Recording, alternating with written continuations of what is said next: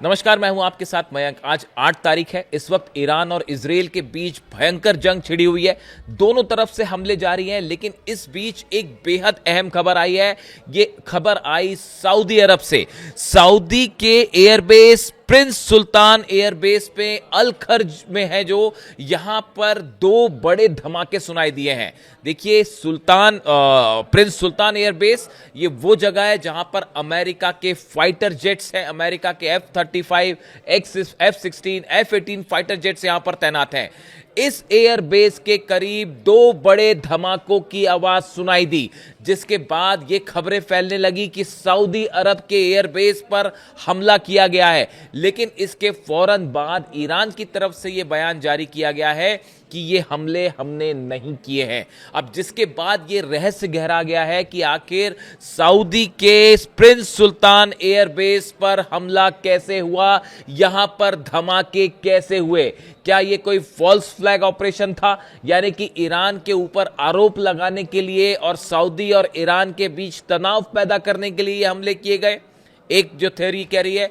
दूसरा एक संभावना, इससे भी इनकार नहीं किया जा सकता। देखिए, ईरान में जिस पैटर्न पर ईरान की सेना अलग अलग हिस्सों में बटी हुई है, मोज़ाइक पैटर्न आप जानते हैं, जहां पर ईरान की सेनाओं के बीच में, यूनिट्स के बीच में आपस में कोई संपर्क नहीं होता और उनको बता दिया गया है कि किस हालात में क्या काम करना है। ऐसे में बड़ा सवाल ये भी है कि क्या ईरान की किसी यूनिट ने, जब हमले हुए इजराइल की तरफ से, उसके बाद क्या ईरान की किसी यूनिट ने हमला कर दिया सऊदी के बेस पर? इस तरह के भी अलग अलग दावे हो रहे हैं, लेकिन अभी तक ईरान का ऑफिशियल बयान यह है कि हमारी तरफ से सऊदी के बेस पर किसी तरह का कोई हमला नहीं किया गया। सऊदी में इस समय जितने एयर बेस है, सब पर अलर्ट है, सायरन बज रहे हैं, लोगों को घर में रहने की सलाह दी गई है। देखिए, प्रिंस सुल्तान एयरबेस वो जगह है अल खर्ज इलाके में जहां पर पहले भी लगातार ईरान की तरफ से जो है बैलिस्टिक मिसाइल्स फायर की गई और यहां पे अमेरिकी जेट्स को बड़ा नुकसान हुआ था। और जिस तरह से आज इजराइल ने हमला किया, उसके बाद पूरा सऊदी अलर्ट पर है, बहरीन अलर्ट पर है, यूएई अलर्ट पर है, जॉर्डन में जो है वो लगातार सायरन बज रहे हैं। सबने अपने एयर स्पेस बंद कर दिए। इस समय जो खबरें आ रही है, सीरिया ने अपना जो है एयर स्पेस बंद कर रखा है, जॉर्डन में एयर स्पेस बंद है, ईरान में तो एयर स्पेस बंद है ही। यानी आप देखिए, 12 देशों में एक बार फिर जबरदस्त तनाव देखने को मिल रहा है। तो सऊदी पे धमाके सऊदी में कैसे हुए, ये अभी तक एक रहस्य बना हुआ है।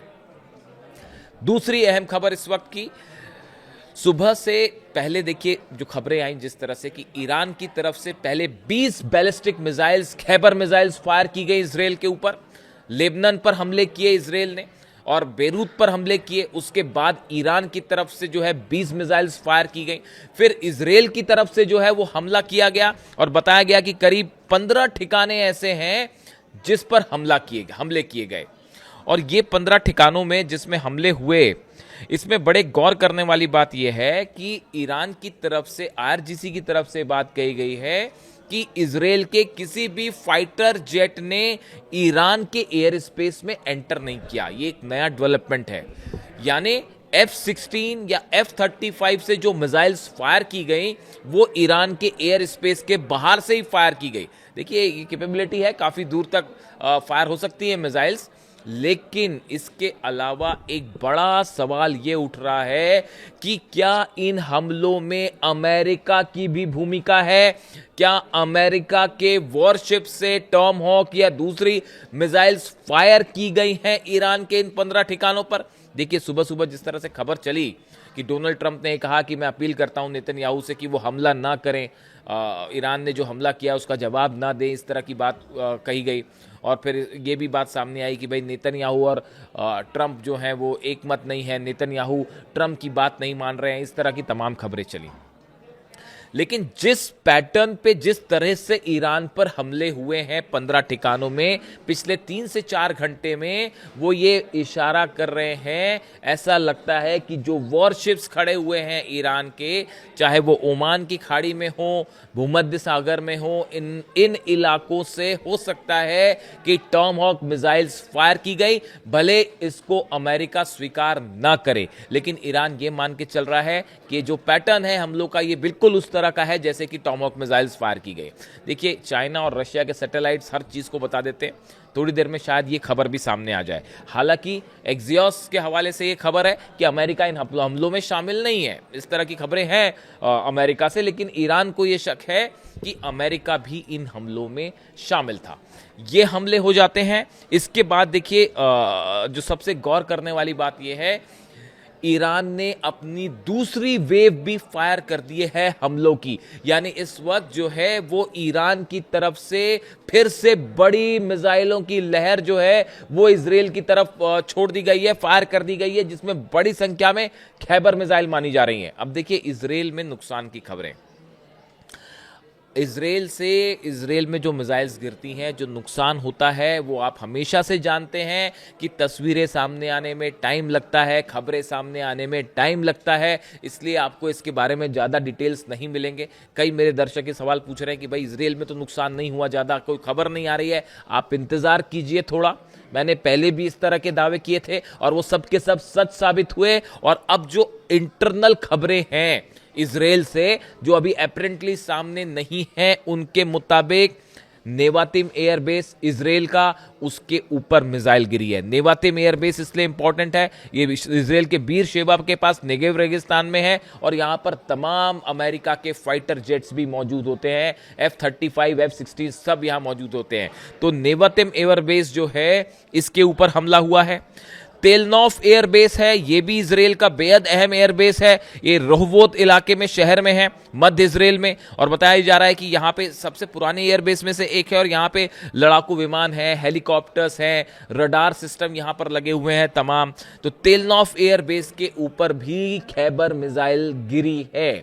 दूसरा बड़ा ठिकाना जिसपे इजराइल पर हमले की खबर है, रमत डेविड एयरबेस जो है, उस पर मैं आपको बता चुका हूं पिछले वीडियो में कि जो बीती रात ईरान ने जो मिसाइल फायर की थी, वो सबसे पहले रमत डेविड बेस को निशाना बनाया गया था, क्योंकि यहीं से लेबनान पर हमले हो रहे थे, यहीं से बेरूत पर हमले हो रहे थे, इसीलिए इसको निशाना बनाया गया। लेकिन ये पहली लहर थी। उसके बाद जो दूसरी लहर है, उसमें नेवतिम एयरबेस को निशाना बनाया गया। इसके अलावा जो है मैंने आपको बताया तेलनॉफ एयरबेस को निशाना बनाया गया। इसके साथ ही जेरूसलम पर बड़े हमले की खबरें आ रही हैं। जेरूसलम के ऊपर मिसाइल्स जो हैं वो लगातार बरस रही हैं। हाइफा में भी मिसाइल्स गिरी हैं। ये नए डेवलपमेंट है। यानी आप देखिए, नेवातिम एयरबेस जल रहा है, तेलनॉफ एयरबेस पर जो है हमला है, रमत डेविड एयरबेस, 3 तो एयरबेस पर हमले हो गए, जेरूसलम पर हमला है, हाइफा में हमले हैं। कई ये वो ठिकाने हैं जहां पर इजराइल का आयरन डोम या डिफेंस सिस्टम एक बार फिर पूरी तरह से फेल दिखाई दिया। न सिर्फ ईरान ने अपनी खैबर मिसाइल से हमले किए हैं, बल्कि शाहिद ड्रोन्स ने भी जो है वो यहां पर काफी अच्छा खासा नुकसान पहुंचाया है। इस तरह की खबरें हैं। इसको तस्वीरें सामने आने में थोड़ा सा वक्त लगेगा, आप इंतजार कीजिए।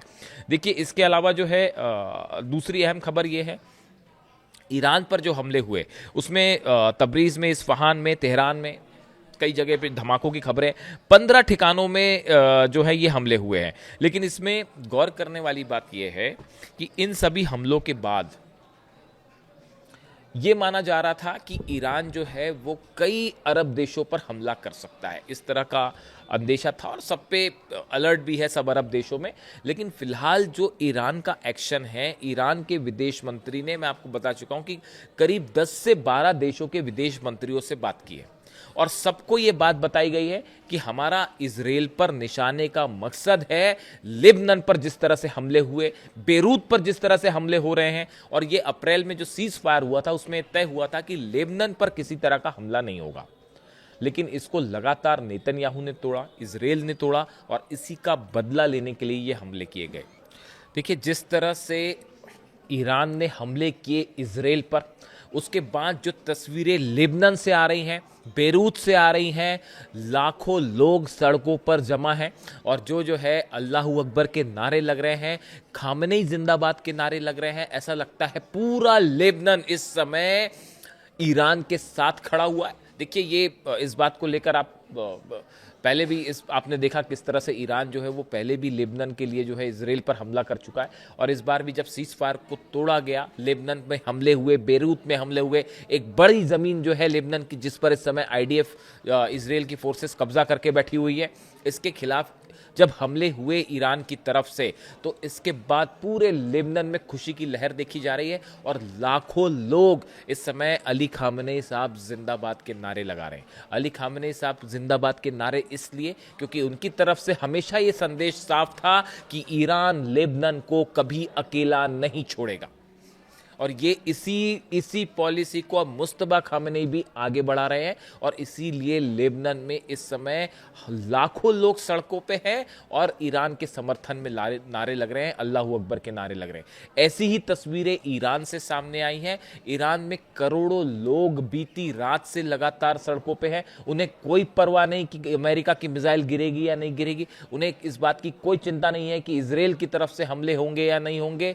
लाखों लोग, करोड़ों लोग ईरान पे सड़कों पे हैं और वो अपनी सरकार के समर्थन में नारे लगा रहे हैं। मुस्तफा खामेनी सुप्रीम लीडर के समर्थन में, ईरान की सेना के समर्थन में नारे लगा रहे हैं, और ईरान की तरफ से जनता की ये मांग है कि अब निर्णायक लड़ाई होनी चाहिए। इजराइल ने जिस तरह से कत्लेआम मचा रखा है, चाहे लिबनन हो, चाहे गजा हो, फिलिस्तीन हो, इन सब का जिस तरह से ईरान पर हमले हुए, इसका बदला लिया जाना चाहिए। ये मांग है ईरान की जनता की। और ऐसे में एक बार फिर 12 देशों में भयंकर तनाव देखा जा रहा है, और कभी भी ये जो जंग है अभी ईरान और इजराइल के बीच तक दिखाई दे रही है, ये कभी भी एक बड़ा रूप ले सकती है। और इसी बीच सऊदी के धमाके जो हैं वो एक रहस्य बने हुए हैं। आज की रात एक बार फिर ये माना जा रहा है कि मिडिल ईस्ट में जबरदस्त जो है वो जंग देखने को मिलेगी। जो भी अपडेट होगा आप तक पहुंचाऊंगा। Thank you so much.